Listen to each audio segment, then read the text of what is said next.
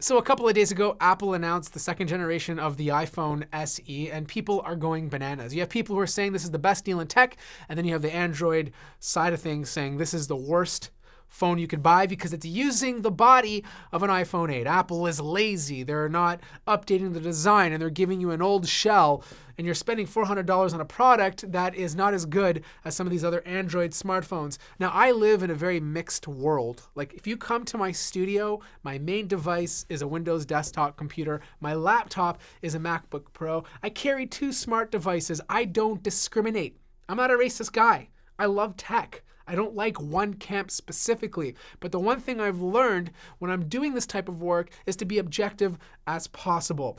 $400 for a smartphone that has the internals of a high-end device is bananas. I don't care if it's an Android device or an iPhone. It is such an amazing thing to see, especially in a world where OnePlus and all these other Android smartphones are coming out at the $1,000 price point. Yes, it's using the body of a iPhone 8, but honestly, it's a 4.7-inch device. It's not like this phone is still huge with massive bezels to the point where it makes it uncomfortable in your hand. This is considered a small device in today's standards. Yes, it doesn't have an OLED display, but let's be honest here.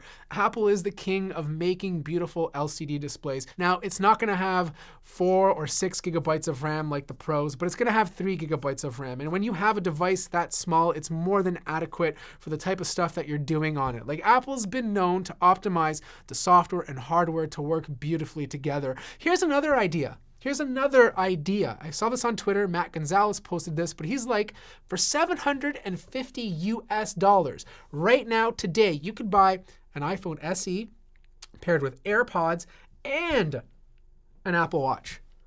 I don't know. Something's going on here in 2020. Like, it's just a weird year. You can get some of the best specs in a smartphone for a much lower price tag.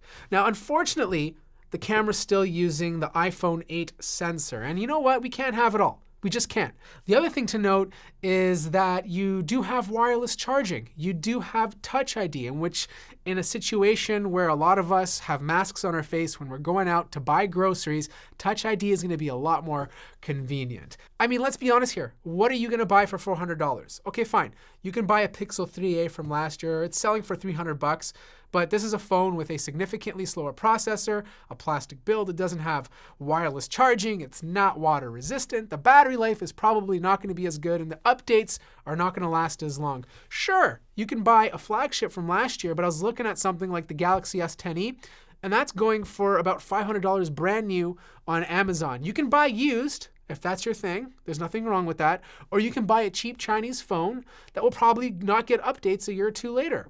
The bottom line, at the end of the day, for $400, you're getting the specs of a flagship phone. You're getting the backing of Apple, which means updates for the next 4 to 5 years. You're getting most of the features of its more expensive smartphones in a body that's a few years old. I think that's a fantastic sacrifice for $400. Anyways, that wraps up my opinion. I have no idea why I have an 11 Pro on this table. It was absolutely useless for this video. It provided no context whatsoever. But please, stay safe, like the video if you liked it, subscribe if you haven't already, and I'll see you guys in the next video.